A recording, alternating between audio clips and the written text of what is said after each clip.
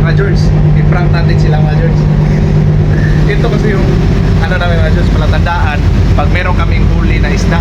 Ito. Tignan natin yung reaction nila mga George. Una natin ito. Kung magtakbuhan ba sila. Kasi kadalasan dito, magtakbuhan talaga yan pag merong tutunog.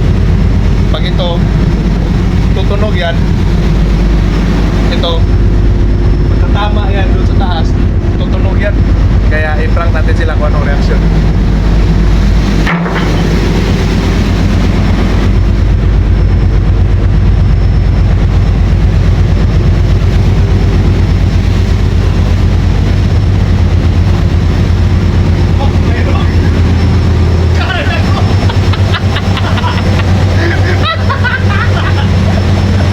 Ang bilis!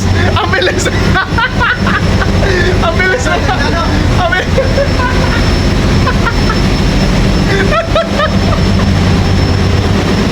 Ang bilis eh! Only I prank them. Huh? I just throw something so that they will come. Yeah, ito. It's only a joke. Everybody come.